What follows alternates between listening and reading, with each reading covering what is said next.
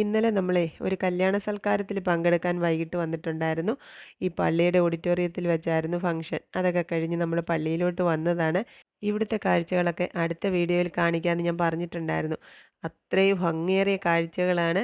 ഒരു വീഡിയോയിൽ പറഞ്ഞാലൊന്നും തീരില്ല. എന്നാലും എൻ്റെ പ്രിയങ്ങളെയൊക്കെ ഒന്ന് കാണിക്കാം. ഇതേ പത്തനംതിട്ടയിലെ അതിമനോഹരമായ ദേവാലയങ്ങളിൽ ഒന്നാണ് കത്തീഡ്രൽ ദേവാലയമാണ് സെൻറ്റ് സ്റ്റീഫൻസ് കത്തീഡ്രൽ. മാക്കാങ്കുന്ന് പള്ളി എന്നാണ് പൊതുവെ എല്ലാവരും പറയുന്നത്. ഈ പള്ളിയുടെ കൂദാശയൊക്കെ നമ്മുടെ നാടടങ്കം വലിയൊരു ആഘോഷമായിരുന്നു. അന്ന് മുതൽ ഇന്ന് വരെ എനിക്ക് ഈ ഒരു സന്നിധിയിലേക്ക് എത്താൻ പറ്റിയിട്ടില്ല. ഇന്ന് എന്നെ ഇവിടെ കൊണ്ട് എത്തിച്ചു. ക്രിസ്മസ് പ്രമാണിച്ചുള്ള ഈ അലങ്കാരങ്ങളൊക്കെ ഈ നാട്ടിലുള്ള സകലരും വന്ന് കണ്ടിട്ടുണ്ടാവും. ഞാൻ മാത്രമേ ഉണ്ടെന്ന് തോന്നുന്നത് കാണാൻ.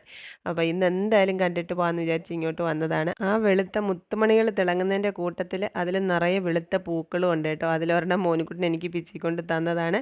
പിന്നെ ഈ ഒരു ക്രിസ്മസ് ട്രീയുടെ ഭംഗി അപാരം തന്നെയായിരുന്നു. എനിക്ക് എത്ര കണ്ടിട്ടും മതി വരുന്നില്ല. അതിൻ്റെ ആ സ്വർണ്ണത്തിളക്കങ്ങൾ തന്നെയാണ് അതിൻ്റെ ഹൈലൈറ്റ്. ഇവിടെ പഴയ പള്ളി ഉണ്ടായിരുന്ന കാലം മുതലേ ഈ ഒരു പള്ളിമുറ്റവുമായിട്ട് വല്ലാത്ത അറ്റാച്ച്മെൻ്റ് ഉണ്ടായിരുന്നേ.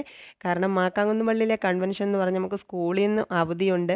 വീട്ടിൽ നിന്നാണെങ്കിൽ അന്ന് നമുക്ക് നടന്ന് വരാവുന്ന ദൂരമേ ഉള്ളൂ. പപ്പയും അമ്മയും മാമനും മാമിയും എല്ലാവരും കൂടെ ഞങ്ങളെയും കൊണ്ടുവരും. ഇവിടം നിറയെ അന്നേരം കടകളുണ്ടാവും. അവിടുന്ന് കളിപ്പാട്ടങ്ങളും മത്തങ്ങ ബലൂണും കപ്പലണ്ടിയൊക്കെ വാങ്ങിക്കണമെന്നുള്ള ഉദ്ദേശത്തോടാണ് ഞങ്ങൾ വരുന്നത്. ഈ സ്നോമാനെയൊക്കെ കണ്ടു കഴിഞ്ഞപ്പോൾ എനിക്കുണ്ടായ സന്തോഷം പറഞ്ഞറിയിക്കാൻ പറ്റുന്നില്ല പ്രിയങ്ങളെ. ഇതൊക്കെ ഇവിടെയൊക്കെ അപൂർവമാണല്ലോ. അത് കഴിഞ്ഞ് ഞങ്ങൾ പള്ളിയിൽ കയറി പ്രാർത്ഥിച്ചു. ആ ബലിവേദിയിൽ എനിക്ക് പറയാനുള്ള കുറേ സങ്കടങ്ങളൊക്കെ ഉണ്ടായിരുന്നു. അതൊക്കെ ഞാൻ ഇറക്കി വെച്ചു.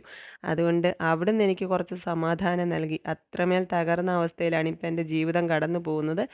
അന്നേരവും ഇങ്ങനെ സന്തോഷിക്കാൻ അവിടുന്ന് എനിക്കിടയാക്കി. കൊച്ചുകൾക്ക് പോകാനുള്ള ഓട്ടോ വന്നു. ഇനിയിപ്പം ഞങ്ങളും വീട്ടിലോട്ട് പോവാണേ. അവിടെ ഞങ്ങളെ കാത്തിരുന്ന കാഴ്ചകളൊക്കെ അടുത്ത വീഡിയോയിൽ കാണിക്കാവേ.